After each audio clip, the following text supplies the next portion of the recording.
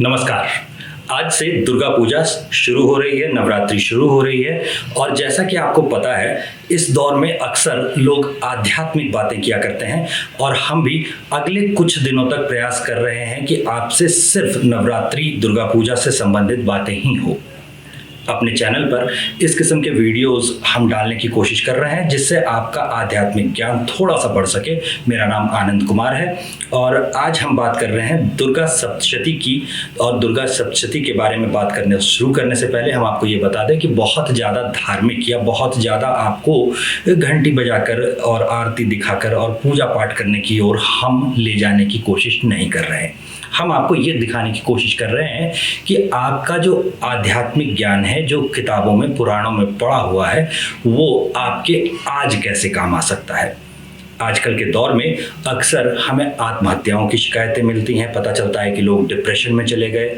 कई बार बुरी स्थिति आने पर लोगों की जो हालत होती है वो बड़ी ही बिगड़ जाती है, बड़ी ही बुरी हो जाती है। तो ऐसी सभी स्थितियों का सामना कैसे किया जाए या फिर दुर्गा सप्तशती में इनके बारे में क्या लिखा गया है, कैसे लिखा गया है, इसकी ओर ध्यान दिलाने का हम प्रयास कर रहे हैं। तो शुरू करते हैं। जो पहला चरित्र होता है, प्रथम चरित्र जिसे कहते हैं, उसमें मधु और कैटभ नाम के राक्षसों के वध की कहानी है। ये जो कहानी शुरू होती है ये शुरू भी सीधे सीधे मधु और कैटभ नाम के राक्षसों पर नहीं होती। ये शुरू होती है सुरथ और समाधि नाम के दो लोगों की बातचीत के जरिए। ये दोनों जो थे ये कैसे मिलते हैं, तो ये दोनों जंगल में मिलते हैं एक दूसरे से।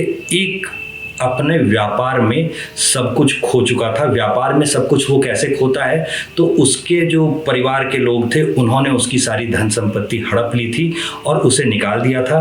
दूसरी तरफ जो राजा थे, वो राजा अपने से कम सैनिकों वाले एक दूसरे राजा के हमले में हार गए थे। हार जाने पर उनके जो मंत्री थे उन लोगों ने उनका सारा कोष इत्यादि जो था वो हड़प लिया था। और ये राजा और वो जो वैश्य होता है, जो धनिक व्यापारी होता है, इन दोनों की जब भेंट होती है तो दोनों एक दूसरे से बात क्या कर रहे होते हैं, दोनों एक दूसरे को बता रहे होते हैं कि यद्यपि हमारा जो परिवार था उसने हमारा धन हड़प कर हमें अपने जो व्यापार था, जो घर था, जो संपत्ति थी, उससे बहिष्कृत कर दिया है, फिर भी मेरा ध्यान उन पर ही लगा हुआ है कि मेरी पत्नी ठीक से होंगी नहीं, या फिर मेरे बच्चे जो हैं वो ठीक से होंगे या नहीं होंगे। इसी तरह राजा जो होते हैं वो भी कह रहे होते हैं कि पता नहीं मेरा जो हाथी था, जो हमेशा मेरे पास जब रहता था तो अच्छे अच्छे भोजन और अच्छे से उसका ध्यान रखा जाता था, कोई उसका ध्यान रख रहा होगा या नहीं रख रहा होगा, पता नहीं मेरा हाथी किस दशा में होगा। इस चिंता में राजा खोए हुए होते हैं। राजा अकेले वन में आ गए होते हैं और इसी तरह वो समाधि नाम का जो वैश्य होता है वो भी अकेला वन में आ गया होता है। यहां तक पहुंचने पर आपको पता चलेगा कि सब कुछ आपके पास से खो जाने पर, आपने जो कुछ भी इकट्ठा किया था वो सब कुछ आपके पास से चला जाए, उसके बावजूद हिम्मत कैसे ना हारी जाए, फिर से एक बार उन सब चीज़ों को पा लेने का प्रयास किया जाए या दूसरे विकल्पों की ओर सोचा जाए, दूसरे विकल्पों के बारे में सोचा जाए। इस बारे में सोचने वाले दो लोग जो होते हैं वो धर्म की शरण में आए हुए होते हैं। आप भी अगर किसी ऐसी स्थिति में आ जाए तो उस दिन अगर आप पहली बार ये प्रयास शुरू करेंगे तो थोड़ी सी मुश्किल होगी। पहले से अगर आपने पढ़ रखा हो इन ग्रंथों को तो शायद आपको याद रहेगा कि ऐसी स्थिति और लोगों के साथ भी हो चुकी है। ऐसी स्थिति से उबर कर और लोग भी बाहर आए हैं। इसलिए आप भी ऐसा कर सकते हैं। किसी बुरी स्थिति में, डिप्रेशन में जाने या फिर आत्महत्या जैसे कोई इरादे करने के बदले आप दुर्गा सप्तशती की शरण में भी जा सकते हैं। ये आपको याद आ जाएगा क्योंकि आपने पहले पढ़ रखा होगा।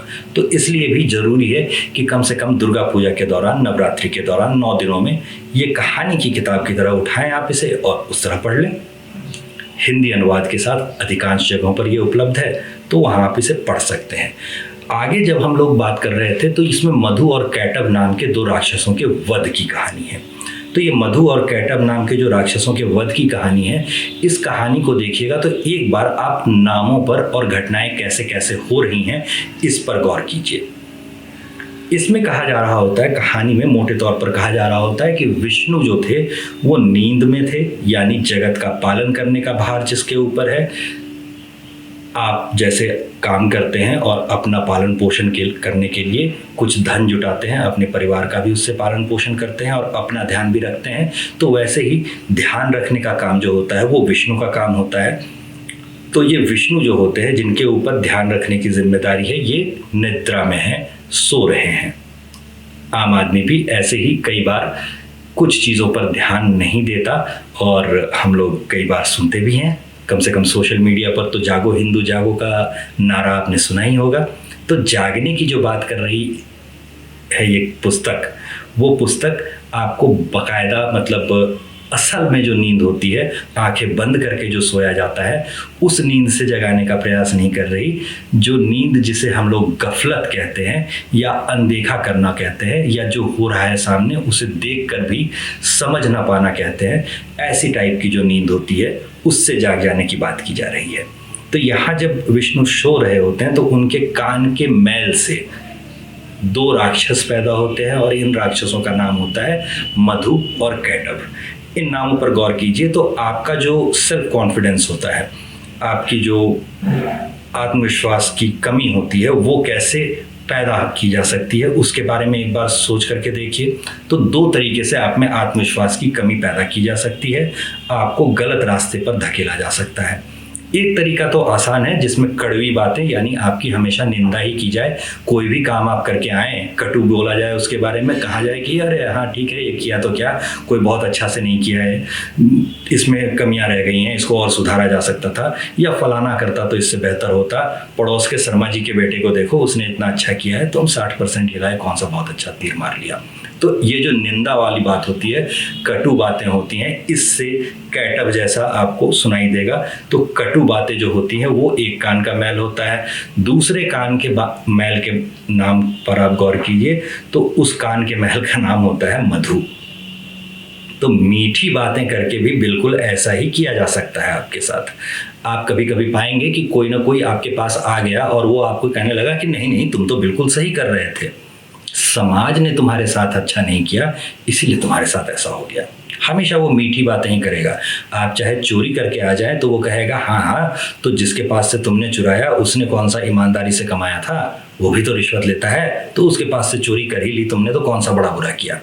तो हमेशा चाहे आप गलत करके आएँ या सही करके आएँ, हर स्थिति में अगर कोई आपकी प्रशंसा ही कर रहा हो तो ये मधु की तरह आपका नुकसान करती है। थोड़े समय में आप देखेंगे कि आपका चरित्र कुछ ऐसा हो गया कि समाज आपको स्वीकार नहीं रहा। जो आप स्कूल के दौर में देखते होंगे कि जो इकलौते बच्चे होते थे उनके साथ अक्सर ऐसा होता था कि वो काफ़ी बिगड़े हुए होते थे, और ये बिगड़ा हुआ होने की वजह अब 40 साल की उम्र के अगर आप हैं तो आपको इस बात का अनुमान होगा कि हमेशा माँ बाप उसकी हर जिद मान लेते थे, हर बात मान लेते थे, हर काम में उसे सही ठहराते थे, और ऐसा करने वाले जितने माँ बाप थे उनके बच्चों का क्या हुआ, 40 की उम्र के अगर आप हो गए हैं तो आपने ये देख रखा है।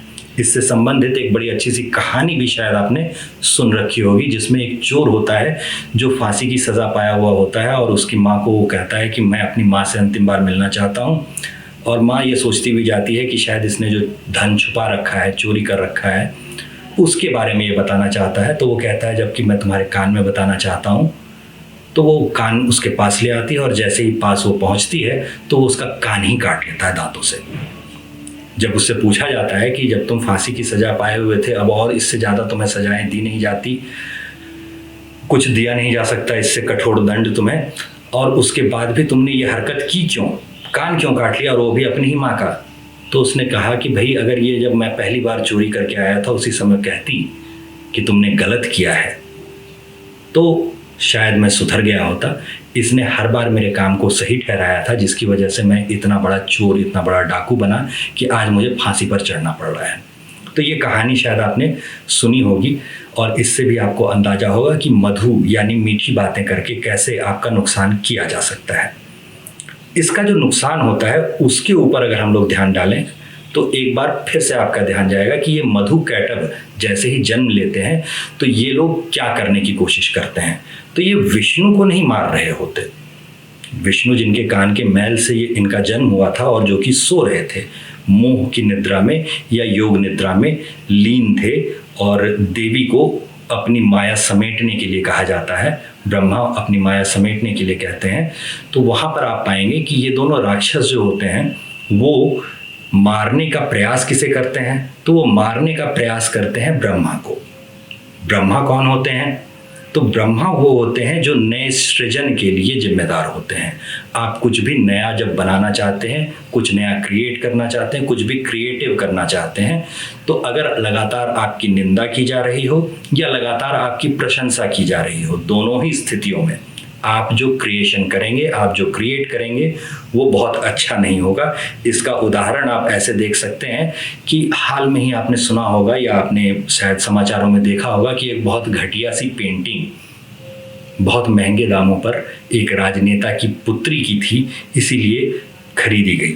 या फिर आप एक दूसरी नेत्री को देख सकते हैं जो एक पड़ोस के बंगाल नाम के प्रदेश के बहुत बड़ी नेत्री है। वो बड़ी अजीब अजीब सी विचित्र सी पेंटिंग बनाती हैं और वो बड़े महंगे दामों पर बिक भी जाती है।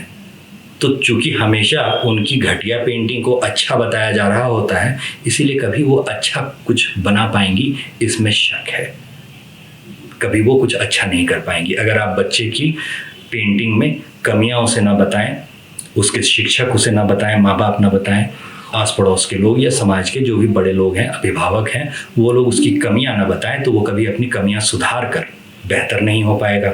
ऐसे ही अगर हमेशा उसकी निंदा ही करते रहें, पूरे काम में सिर्फ खराबियां निकालें, खोट निकालें, तो भी वो कुछ नया सृजन नहीं कर पाएगा। तो जो सृजन होता है वो बंद हो जाता है। तो मधु और कैटभ नाम के राक्षसों का प्रभाव क्या होता है, इस बारे में भी बता दिया गया है। तो पहला अध्याय यानी कि जो प्रथम चरित्र होता है देवी का, उसे अगर आप देखेंगे तो इन चीज़ों से आप थोड़ा सा परिचित हो सकेंगे। उम्मीद है आप ध्यान देंगे और इन बातों के बारे में भी दुर्गा सप्तशती के जरिए सीखा जा सकता है। इसलिए आप एक बार दुर्गा सप्तशती पढ़ लेने का प्रयास जरूर करेंगे। दुर्गा पूजा का समय है, उम्मीद है आप एक बार दुर्गा सप्तशती का पाठ करने का प्रयास जरूर करेंगे। अभी के लिए आज्ञा दीजिए, धन्यवाद।